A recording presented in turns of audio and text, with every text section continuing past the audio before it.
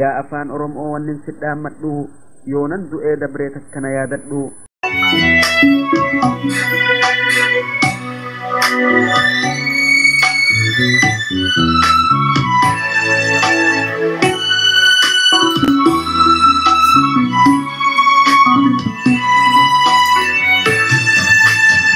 Hadato ayiyo abako abiyo Kuleya nambayo Sitani maya wakayo Hadato ayiyo abako abiyo Kuleya nambayo Sitani maya wakayo Ya jubiya warma Hajitana morma Akabin obseturai Wakayo mudafra. Akkam jirtan hordoftoota OGMC kun Corporation Media Global Oromiyaati. OGMC'n odeeffannoo wayitaawaa madaalawaa fi qabatamaa uummata biraan gahuuf uummatarraa uummataaf kan hundaa'e miidiyaa uummataati. Sagantaalee OGMC'n qophaa'anii uummataaf tamsa'an keessaa tokko sagantaa imala jireenyaati. Sagantaan imala jireenyaa keenya har'aa imala jireenya hayyuu tokko irratti xiyyeeffata. Hayyuun Oromoo kun har'a lubbuun jiraachuu baatanus hojiin isaanii dhalootarraa dhalootatti kan darbu hojii boonsaa hojii guddaadha. Hayyuu fi maanguddoon Oromoo kun umrii isaanii ijoollummaarraa kaasanii hanga addunyaa kanarraa boqotanitti hojiilee qabsoo uummata Oromoo fuulduratti tarkaanfachiisan hedduu dalaganii jiru. Hojii isaanii keessaa muraasa eeruudhaaf tamsaasa reediyoo afaan Oromoo Maqdishoo irraa yeroo jalqabaatiif eegaluu, qubee afaan Oromoo bifa ammayyaatiin bocanii kaahuu, Qur'aana afaan Arabaa irraa gara afaan Oromootti fassaruu yookiin hiikuu, kitaabolee walaloolee hedduu afaan Oromoo fi afaan Arabaatiin barreessuu fi kan kana fakkaatan kaasuun ni danda'ama. Hayyuu fi maanguddoon keenya kun Dr. Muhammad Rashad Abdullee jedhamu. Barabiyya fiiti akkaan hojjetan tolaan orma keenya walii galchinaa ilaata nu keessaa ittiin darbinaa biyyoo keenya hundaa walii tuqsinaa barabiyya hundaa isin yaammatan tolaan oromoota walii galchinaa ilaata nu keessaa ittiin darbinaa biyyoo keenya hundaa walii tuqsinaa barabiyya hundaa isin yaammatan harkaa garaadhaan waliin ol ka'aa biyyoo keenya jaarraa dafaa totta'aa jiruu orma keenya je'aatii du'aa isaa miidhaman barsin abdatan harkaa garaadhaan waliin ol ka'aa biyyoo keenya jaarraa dafaa totta'aa jiruu oromoodha je'aatii du'aa isaa miidhaman barsin abdatan ilmaan orma noon ka'a bu'aa mataan keenya haa guddatuu ol je'aa baraa dhiiratiin biyyoo eeggatan nu bar oromoodha kaa guddatuu bayroon biyya keenya otaa mul'atu mataan oromoodhaan haa dubbatuu isaan orma miidham yaa. Sagantaan keenya imala jireenyaa har'aa keessatti gaaffiif deebii ilma isaanii Khalid Muhammad Rashad waliin taasifnee fi gaaffiif deebii waggaa 13 dura anis isaan wajjin taasise qindeessinee kurfeessinee isinii dhiyeessinaa nu wajjin tura. Egaa Khalid Muhammad Rashad baga nagahaan dhuftanii anaa dhufu isiniin jenna.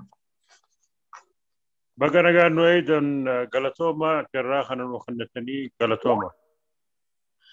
Ega Gafile Ken Harra Egaludaaf me dura haala dhaloota keessanii eessatti dhalattan eessatti guddattan akkuma beekamu abbaan keessan qabsoo uummata Oromoo keessatti qabsoo keessatti umurii isaanii guutuu dabarsanii mee isin eessatti dhalattanii eessatti guddattanii haalli guddina keessanii maal fakkaata? Gaafii bareedduudha. Ani Somaalittiin gartee dhaladhe dhaloota Somaaliidha.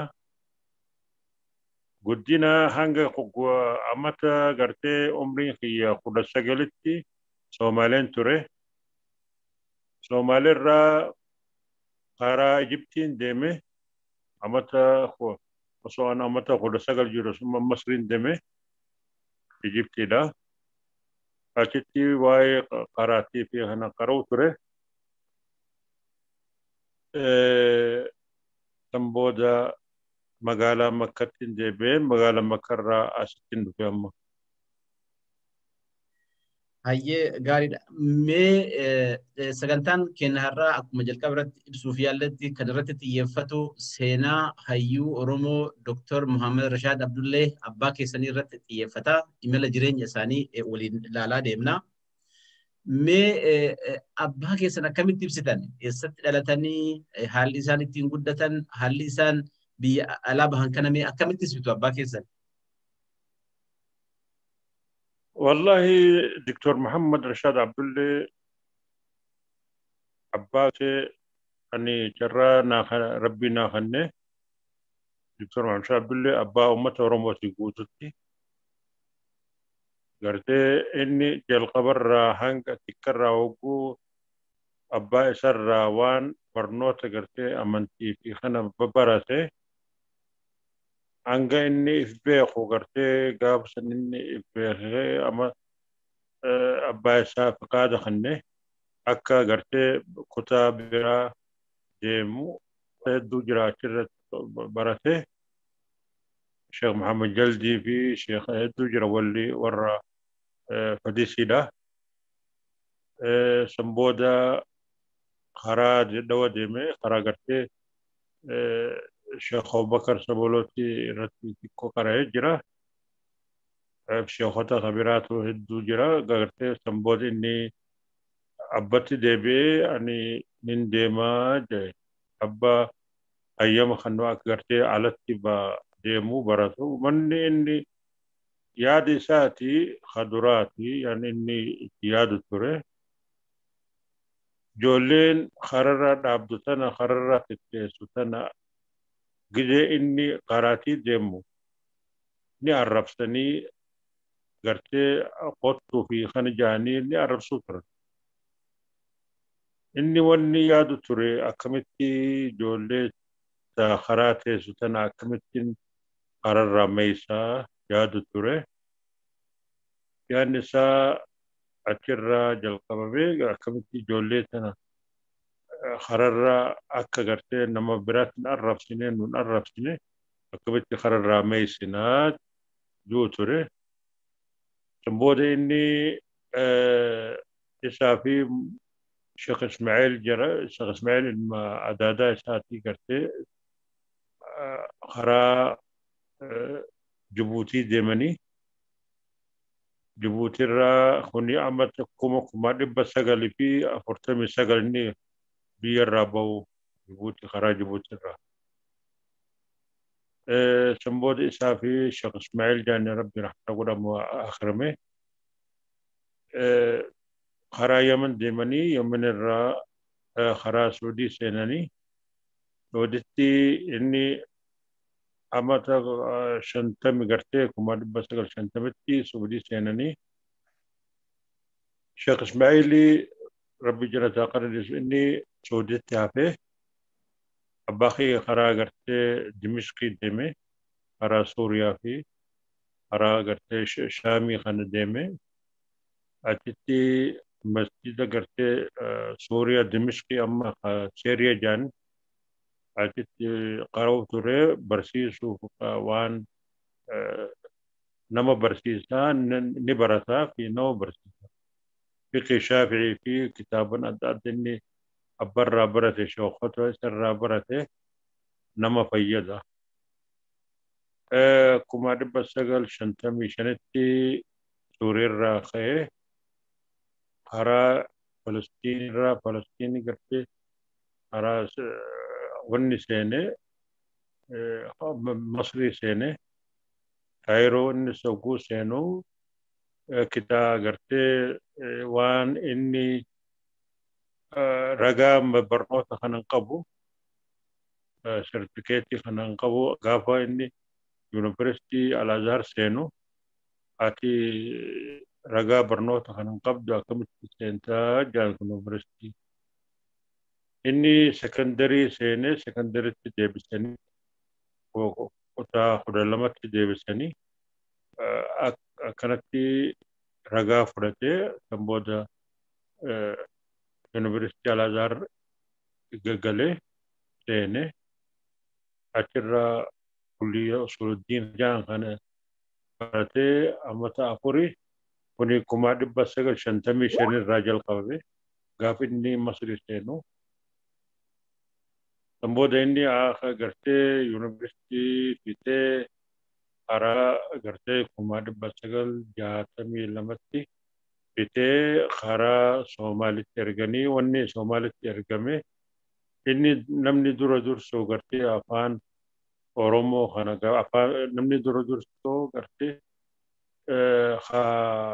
tokkoffaa seenu gartee namni alarraa qaroon ijoolleen alagaa gartee Yuunivarsiitii qaraatu inni tokkoffaa seene tokkoffaa guu seenuu Soomaalitti ergame akka jamooza gartee Yuunivarsiitii Al-Azhar irraa fudhata Soomaalitti ergame Soomaaleen ammata afur wajji daluu ture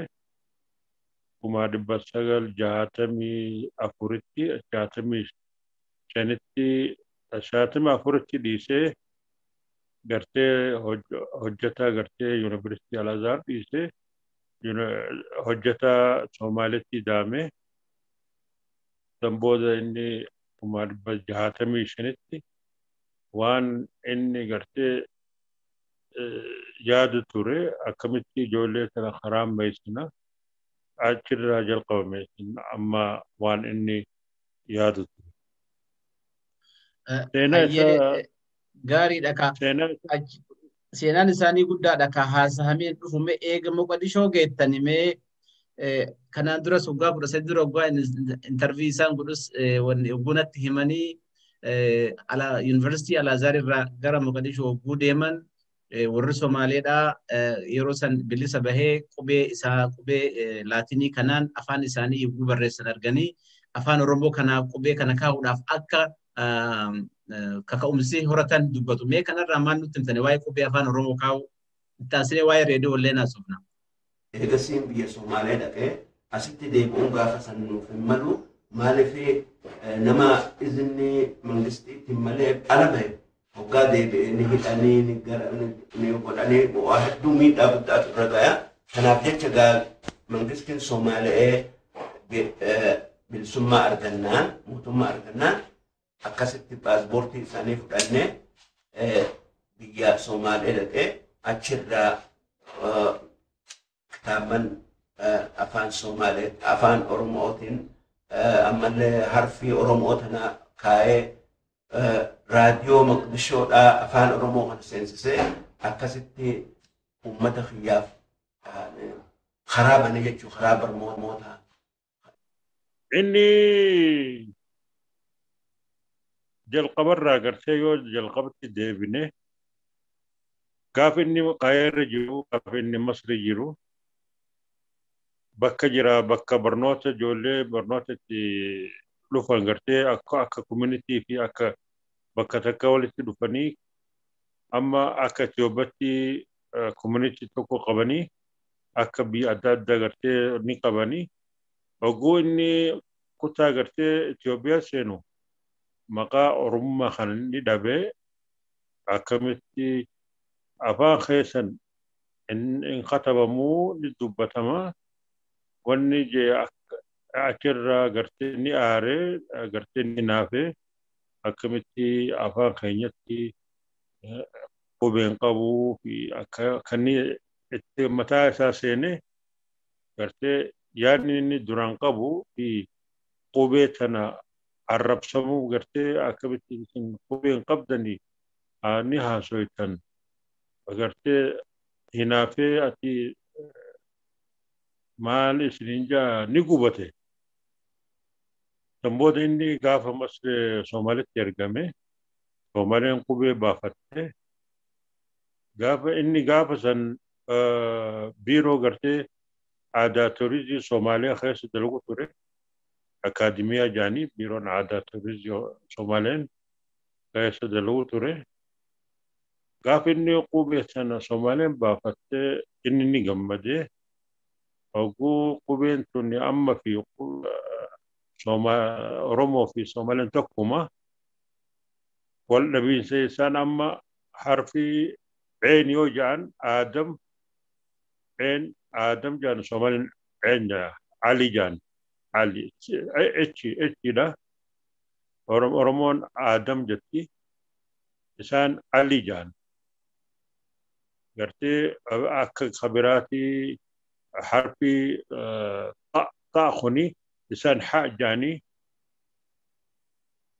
أقوى إنسان حاء Anggar moni warri waldaban gartee qubee shanini dhagaa caabaa nyaachuu kana isaan qaban qubee gartee dhagaa caabaa nyaachuu qubee afaan Soomaaliyaa keessa hin qaban kanaaf inni ni gammadee qubee tana bahuu inni qubee tana argu gammadee qubee tana jalqabes gaafsa ما دبستقل جاتمي شنتي تندور قرتي إني أفان عربي خانا خطبو توري قبيتن أفان عربي دا جتشيسا أورمو دا قبي عربي دا جتش أورمو دا غافن مصري جرو جل قبي غافن صومالي تدبي صومالي يقولوا قبيتن أرغتي قبي لاتيني خانا قبيل لكن نمن ركبتو قرتي وان تبرفمو وان نرجمه كنافني نجمدي قبيتنا جلقبي قرتي قبيتنا جلقبي سمبودا كتاب خرافان أرموخنا برز راجل راجار إندي راجل gaafa inni ana gartee achirra jalqabe raadiyoo kutaa Somaa gartee afaan Oromoo kan achirra qaruu ture isaatu barreessaa isaatu qaraa namni biraan beekan gartee hin beekan maal qubee tana iddoon isaanii hin beekan anaaf rabbiitu laafisee gartee rabbiitu gartee waan kanarraa qajeelchee gartee qubee tana baafachuusaa. Dhugaadha akka isaan irraa odeeffadhetti ka'umsa kana ta'an qubee Sheekh Bakrii Saapphaloo kaahan irratti hundaa'ee waan isaan irraa hanqatu keessaa qaama isin kaaftan qubee dachaafaa qubee dhaa jedhufaa qubee laafaa qubee jabaa achirraa hundaa'anii akka kaahan dubbatu. Kanarraa mee waa'ee Sheekh Bakrii Saapphalootiin wal qabatee wanni odeeffattee jira qubee isaanii achirraa ka'uu isaanii. Qubee Sheekh Bakar Saaphalootii qubee addaati. Qubeen inni dhugaadha inni Sheekh Bakar Saaphalootii qubee tana yaadu ture. Laakiin qubeen amma ni jirti irraanfadde amma fiduun barbaade. Ni fida wala kam. Nubira jirti qubeen addaadha akkuma Hindii fakkaatti akkuma gartee qubee akkuma Turkii kana fakkaatti. Mee waa'ee reediyoo Maqdishootti deebinaa. Reediyoo Maqdishoo gaafa isaan jalqaba gaafatanii mootummaan hayyamuu fi didee jennaanii warri Keeniyaadhaa afaan Oromootiin jalqabee jira. Isin maaliif hin jalqabne jedhanii akkanaan akka amansiisan natti himu. Mee kanallee dabalaatii mee maal odeeffattanii waa'ee akkamiin jalqabne reediyoo afaan Oromoo Maqdishoo irraa isaan? Sheekh Muhammad Rashaad odoo mootummaa Maaleetii wajji dalagaa jiru dhaabbata uummata Oromoo kan Somaaliyaa jiru seenee itti gaafatamaa dargaggootaa ta'e gaafuma kana ammas alaabaa ilmaan Oromootiif tolche. Alaabaan isaan gaafa san tolchan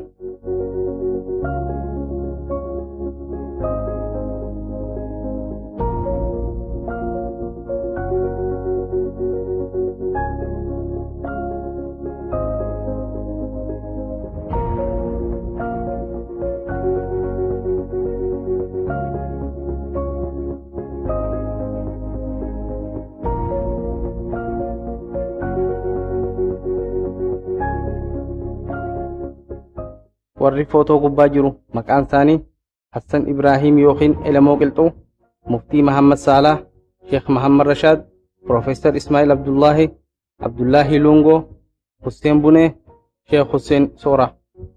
Yeruma tana keessa mootummaa Somaaleetti iyyannaa barreesse. Iyyannaan tiyya afaan Oromootiiniin beekumsa taariikaa hawaasa Oromootiif dabarsuu fedha afaan Oromoo raadiyoo naanaqaa jetti. Mootummaa Somaalee hoggaan gaafadhu qondaalli raadiyoo biyya hin jiru naan ja'an. Amma kopheen narra dhumtuutiin itti deddeebi'e. Biyya wasiira Yusuf Adam Bookaa jedhaniin baatii takka kopheen narra dhumte. Egaa gaafsan inni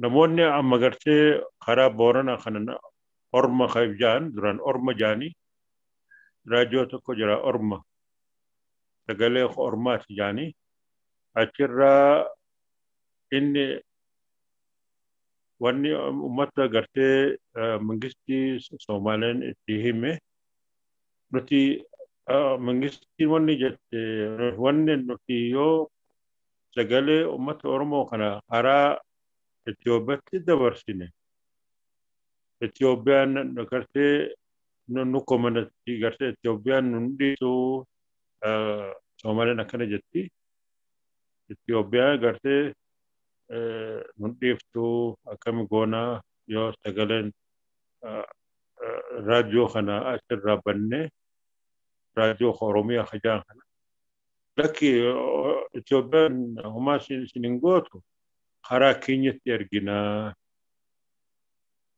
raadiyoo kana karaa keenyatti dabarsinaa keenyaa fi Itoophiyaan tokkuma karaan agartee qilleensa yoo dabarsan tokkuma jidduu magartee tokkuma isaanii fagoo addan jiran tokkuma. Gaari sana gammadanii Somaaleen gammadde akka gartee hogguu inni jalqaa daqiiqaa 5 kenname akka gartee waan inni qabu achirraa dabarsuu ture. Sambooda karaa gartee karaa keenya Moyaalee kana erguu ture achirraa erganii maa sambooda inni daqiiqarraa 5 hanga 10 hanga 15 hanga sa'aatti deemu gitan raadiyoo kana jarraa sa'a tokko kenname kanaaf inni rabbiitu laaffisee gartee raadiyoo isaa kana ummanni Oromoo dammeessuu fi ummanni Oromoon barsiisuu waan achirraa dabarsuu ture. Mee wagguu isaan reediyoo afaan Oromootiin sagantaa Moqodishoo irraa darban dabarsuu eegalan sanitti mootummaan Haile Sillaaseedhaa waan hojjetee jira. Waan san fashaleessuudhaaf keessaayuu gara Oromiyaa bahaatti uummanni hedduun sagantaa isaanii hordofanii dhaamsa isaan dabarsu kanatu uummata kakaasaa ture. Mee mootummaan Haile Sillaasee buusan mee maal godhe sagantaa isaanii kana fuuldura dhaabbachuudhaaf? Gaafa san inni hogguu gartee raadiyoo irraa dabarsuu ture. Ummanni keenya Harargee ummanni keenya kara Babbaalaa fi Arsii gama kana dho'isatti dhaggeeffachuu turan raadiyoo kana. Akkuma isaan jaanii dhagaa bitanii dhagaa walitti bitanii raadiyootti keessa amma sa'a magriba booda gartee gaafsan jalqabama magriba boodatti walitti yaamanii dhagaa bitanii raadiyootti dho'isatti dhaggeeffachuu turan. Booda ummanni raadiyoo kana Somaaleerraa jaalatanii guyyarraa namni dalaga qabu namni gartee achitti gartee Soomaa gurri isaanii karaa Somaalee jira. Yoom seenaa gartee Dr. Abdullah yoom seenaa yoomi kana gartee sa'aa meeqa seenaa hanga hordofu turan. Anaaf san booda Haile Sillaasee gaafsan inni akkamitti ummanni Somaalee kana sagalee uummata Oromoo achirranni jaalatanii nama gartee qopheessee raadiyoo Harar kana banee raadiyoo Harar akka banamu gartee qotaa Dr. Abdullatti akka inni waan inni jiru ji'a akka jibsiisan. Irra hedduun namoonni raadiyoo keessa dalagu turanii wanni jaan nuti waan inni jiru waan Dr. Abdullah jiru dhugaadhaa nuti maal deebifna eenyu nu dhagaya eenyu nu jaalataa nuti gartee afaan kana akkuma isaatti dubbachuu hin dandeenyu maal goona hanguma dandeenyu goonaa jaan akkana if jaan isaan walitti jaan gartee maaliif dhugaadha wanni inni dammeessu ture wanni inni achirraa tafsiir quraanaa fi achirraa dabarsu ture waan dhugaadha waan kijibaa miti waan gartee ummanni Oromoo fayyadu. Kanaaf ummanni jaalattee waan kanarraa walaloo hedduu jira wanni inni achirraa dabarsuu ture waan hedduudha. Kanaaf Haile Sillaaseen raadiyoo Harar kana banee akka gartee sagalee achirraa dhuftu sana akka gartee dho'isu akkanatti fedhee laakiin rabbii tun kennine rabbii gartee jabaadha. Alhamdulillah jenna. Anis gaafa waggaa 13 dura gaafiif deebii isaan wajjin taasisu waa'ee kanarratti wanni yaadadhu gaafa isaan reediyoo achirraa tamsaasan kanatti asii immoo mootummaan Haile Sillaaseedhaa reediyoo damee Harar banee sheekota namoota bebbeekamoodhaan ka'a kottaa dubbadhaa jedhee uummanni immoo jara dhaga'uu didee jennaaniin akkam taatan isin asitti baajata isin ramannee nama hedduu taatanii ka dabarsitan kana akkam namni tokko qofa isin caaleeti sagaleen isaa uummata keessatti fudhatama qaba. Kanaafuu rakkoo qabdan jedhee jaras warra ergataa ture sanis jeeqaa akka ture baay'ee na yaadadha haasaa isaanii irraa gaafa natti himanii. Kun seenaa guddaadha. Mee guyyaa reediyoo tibbana kabajame irrattis affeeramtanii turtan. Maaliifi sagantaan reediyoo afaan Oromoo Itoophiyaa qophaa'isuun irratti abbaa miidiyaa Oromoo jedhamu Sheekh Muhammad Rashaad Abdulleedha.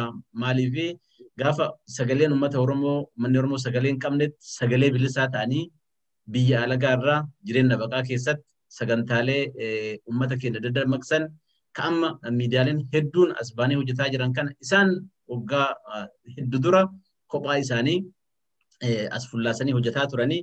Mee gaafa isin affeeran guyyaa reediyoo addunyaa irratti gaafa kabaja isaanitti horanii achirratti si affeeranii gaafii si deebisan maaltu isinitti dhaga'ame? Wallahi wanni natti dhaga'ame gartee gammachuu natti dhaga'ame gammachuun daangaa hin qabne gammachuun natti dhaga'ame gaafa Dr. Muhammad Rashaad Abdullee sagalee ummata tahee gartee raadiyoo kana Somaaliirraa isa qofa gartee gaafa san raadiyoo tokkoffaa gartee sagalee ummata Oromooti yookaan afaan Oromoo gartee biyya alarraa dubbatamu isaatu nama dura dursuudha. Hedduun gammadee nama hedduutu gartee wal barree akka gartee waan kanarraa itti fufnu yoo rabbi jedhee waan kanarraa hedduun irraa gammade. Maaliif amma raadiyoon Somaalee kana gartee wanni dhale yoo wanni gartee raadiyoo hedduutu raadiyoo gartee amma TV Oromiyaa kana duran taataabaa hojaan dambooda abaa kana Oromiyaa OBN سمبود راجون خاررتي راجو اف امي غرتي راجون ايتوبياتي راجو غرتي ادو جرا ما شاء الله ما انا ادو قالني ربي تيوان غرتي ربي باخي لابسه سجل امته الحمد لله ربي تو قالني خربي تجن